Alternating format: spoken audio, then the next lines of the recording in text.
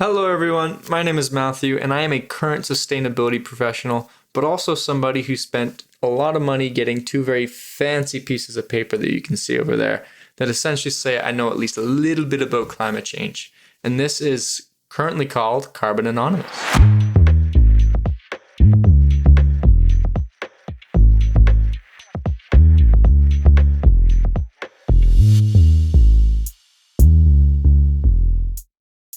So what is Carbon Anonymous exactly? Well, if you haven't queued in yet, this is going to be a YouTube channel about climate change. So I guess cue the obligatory, very scary natural disaster montage. In the town of Jasper, entire streets have been consumed by fire. Homes, businesses, reduced to smouldering ruins. Officials say around a third of the town has been destroyed.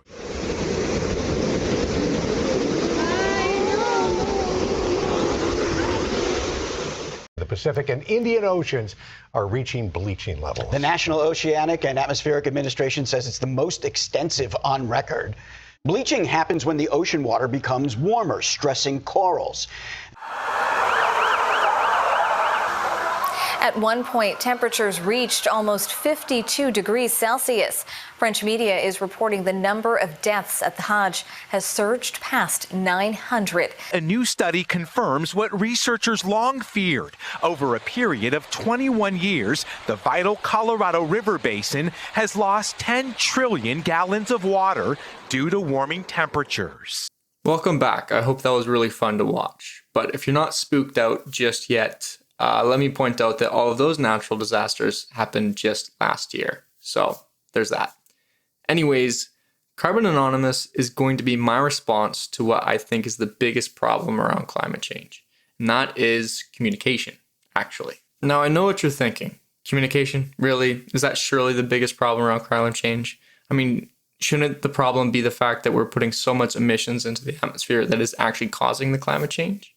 Well, yes, but let me explain why I think communication is the problem. But to do that first, I should probably explain why I am so fascinated by climate change in the first place. What has intrigued me about climate change for such a long time is just simply how diverse the opinions are. I can't think of a topic that's more divided than climate change. On one hand, you might have activists or politicians who believe in the following. Absolute consensus is that human action is leading to an increase in average temperatures. Absolute consensus. Yet you all come to us young people for hope. How dare you?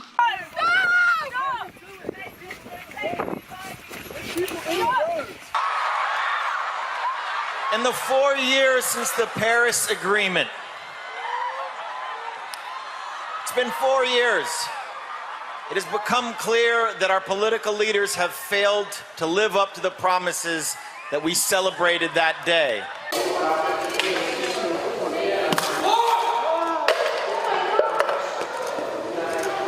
Security. Now, those people might seem pretty crazy, but just wait until you see what the other side thinks. I think most people are open to the idea that the climate is changing. It has always changed, by the way, as you know. It's the rate, Mr. Carlson. It's the rate that's such a concern. Despite relatively constant CO2 levels in the past 10 years, there have been huge variations in climate. There's no cause and effect between CO2 and temperatures. Do you believe in climate change? No. Why not? Bull. What do you mean, Elvis? Climate goes up and down for centuries and millennium. There's no such thing as climate. You know, the hot greenhouse, whatever. Well, there's a lot of horse shit that's involved in climate change for sure. I've studied that, and I've had many discussions over the last 4 years. We work together with that science. That science is going to be key, because if we ignore that science and sort of put our head in the sand and think it's all about vegetation management, we're not going to succeed together protecting Californians. Okay, it'll start getting cooler. You just watch. I wish science agreed with you. Hey, well, I don't think science knows, actually. I mean, I know we live in a divided world, but honestly, it seems pretty crazy how reasonable people can end up on such opposite ends of an argument. So what's causing that, right? Is the science really that confusing? Well, not really. I mean, like I said, I've spent a lot of time trying to study it myself, and I must say the science actually is pretty good. What I think the actual problem is, like I said, communication. In a perfect world, we'd follow a very simple communication formula, if you will, right? An expert is studying a topic. If they have any concerns, they communicate that to the public, and then the public decides what the best course of action is. But we don't live in a perfect world, do we? In fact, communication often more looks like this. So because that scientist or expert doesn't have their own audience, they have to go through the press first. Unfortunately, the company they chose decides not to publish the story, because as it turns out, their CEO also owns a different company that would be negatively affected by the coverage.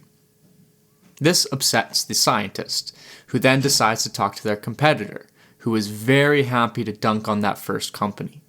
So they publish a paper saying how the previous company lied, and because there's this conspiracy angle now, a media frenzy starts. All of this negative attention really starts to affect the first company, so the CEO decides to hire a PR firm to create doubt around the previous scientist's claims. Now, the goal here isn't necessarily to convince the entire world the first scientist was wrong. You don't need to do that. All you need to do is to just convince people that the science isn't settled yet, so there is no real reason to be up in arms about the whole thing. In addition to the PR firm, they decide to get a legal bribing organization. Oh, sorry about that. That's supposed to say lobbying group. They get a lobbying group involved. My bad. And that lobbying group gets the government to help change the narrative. It's not about that the company lied, it's about actually that they create jobs, so there's no need to worry. And every good politician has haters, also known as activists. And these activists, they have some time in between midterms, so they decide to protest. And because they don't have a lot of money to advertise, they decide to pull a stunt. Something crazy like gluing their hands to a stop sign, which inevitably gets the police involved. Unfortunately, someone comes by and films the whole ordeal and uploads it to social media. Now, similar to politicians, social media is all about attention.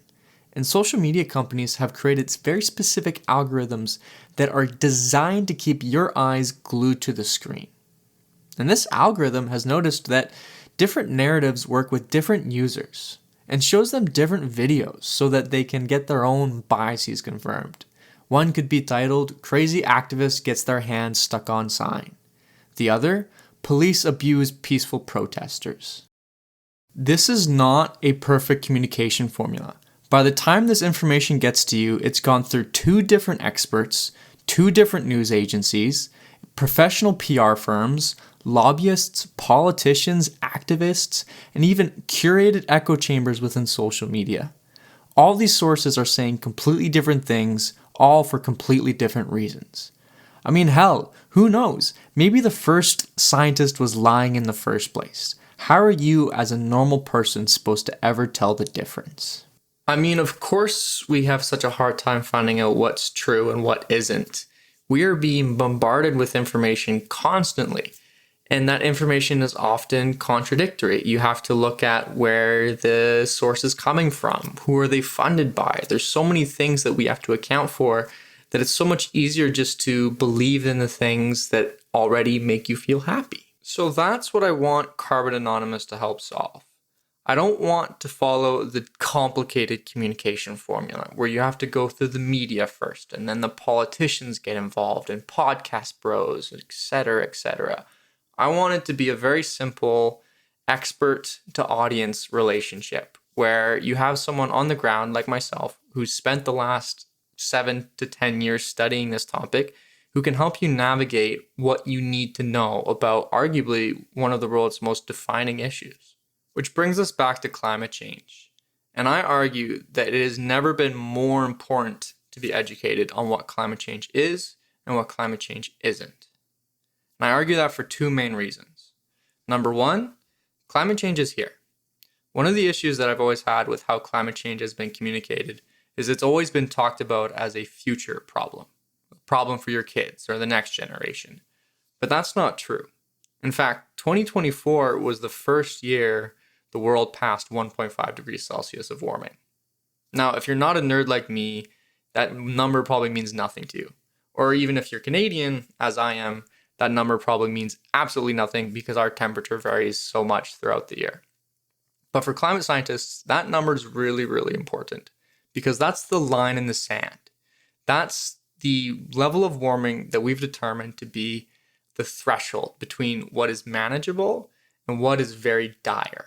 Now, if you remember what I showed you at the start of this video with all of those natural disasters, you probably already know what's at stake. One of the things that I like to say around climate change is that this year is probably going to be the hottest one of your life so far, but it's going to be the coldest one for the rest of it. Now, before I freak everyone out too much, let's pull back a little bit and talk about the second reason why I think it's so important to be educated on what climate change is and isn't. And that is the fact that the solutions are here. I mean, there's dozens of solutions that we have. We have solar panels and wind farms that are now generating electricity at a much cheaper price than fossil fuels. We have electric vehicles that might not be better than gas cars just yet, but they're actively competing against each other. We have other solutions like heat pumps, carbon capture, hydrogen, nuclear, the list goes on, right? The transition has begun. In fact, while 2024 was the first year we passed 1.5 degrees Celsius, 2023 was also the first year we invested more money in renewables than we did fossil fuels. Now, the last thing we have to do is just accept that, which is where the education and the communication come in. As we've discussed, it's really difficult to trust information right now. I think the best way to get around this trust issue is to follow that perfect communication formula, where I, as an expert, simply communicate directly to the audience, but not in a way that I'm telling you what to think. I think you're smart enough to do that yourself. I think my job as a communicator is to simply give you the best available information so that you can come to the conclusion yourself. Anyways, that's my mission statement for Carbon Anonymous. If you agree with that mission statement, or if you want climate change information that isn't sensationalized or extremely biased and is just the facts laid out before you, please consider subscribing. Additionally, I'm going to have a TikTok and Instagram account where I post short form content because my generation's attention span is completely shot, and that's the only way that we actually digest any content. So you can follow me there at Carbon Anonymous as well. Lastly, as you can probably tell from the quality of this video, I don't do a lot of audio or editing. I'm a climate scientist. I've spent the last 10 years trying to learn as much as possible about that. So please bear with me as I figure out this whole YouTube thing. If you have any suggestions, please put them in the comment below as well. That being said, my name is Matthew. This is Carbon Anonymous, and thank you so much for watching.